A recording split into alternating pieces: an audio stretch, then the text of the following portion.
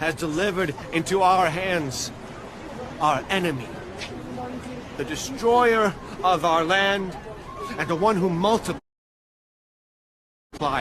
our dead.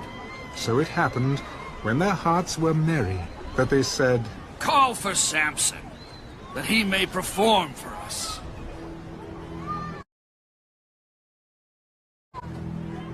So they called for Samson from the prison, and he performed for them. And they stationed him between the pillars. Then Samson said to the lad who held him by the hand, Let me feel the pillars which support the temple, so that I can lean on them. Now the temple was full of men and women. All the lords of the Philistines were there, about 3,000 men and women on the roof, watching while Samson performed. Then Samson called to the Lord. O Lord God, remember me, I pray. Strengthen me, I pray, just this once. O God, that I may, with one blow, take vengeance on the Philistines for my 2 eyes. And Samson took hold of the 2 middle pillars which supported the temple, and he braced himself against them, one on his right and the other on his left. Let me die with the Philistines! And he pushed with all his might.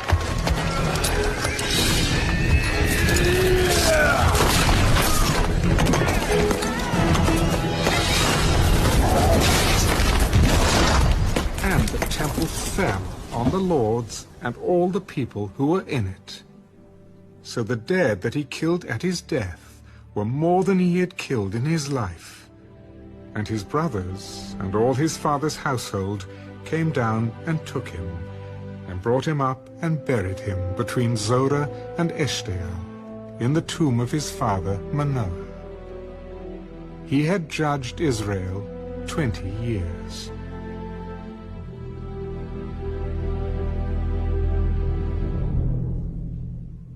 Judges, chapter 17.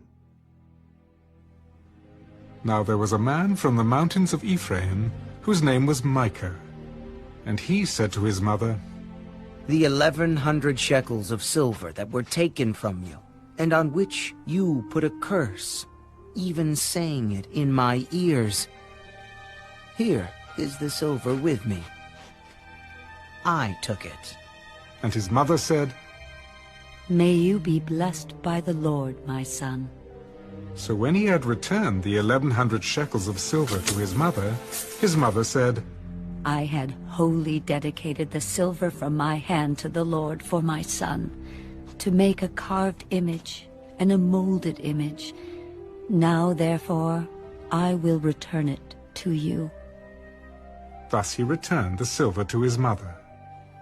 Then his mother took 200 shekels of silver and gave them to the silversmith, and he made it into a carved image and a molded image, and they were in the house of Micah.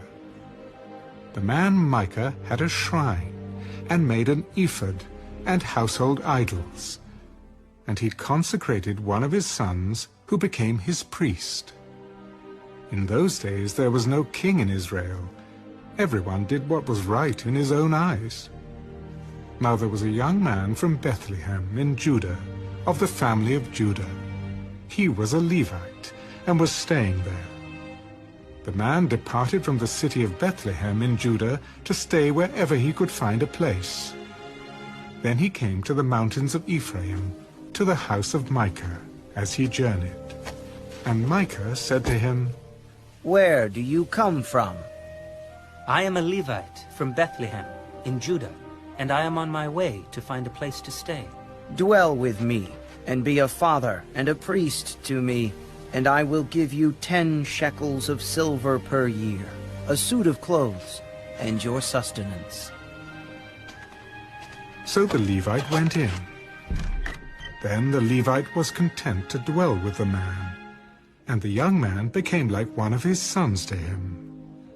So Micah consecrated the Levite, and the young man became his priest and lived in the house of Micah.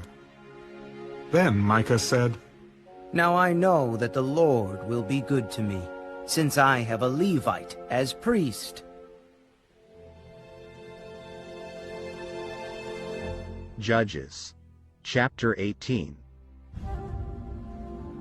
In those days there was no king in Israel. And in those days the tribe of the Danites was seeking an inheritance for itself to dwell in. For until that day their inheritance among the tribes of Israel had not fallen to them. So the children of Dan sent 5 men of their family from their territory, men of valor from Zorah and Eshtaol, to spy out the land and search it. They said to them, "Go, search the land." So they went to the mountains of Ephraim, to the house of Micah, and lodged there. While they were at the house of Micah, they recognized the voice of the young Levite. They turned aside and said to him,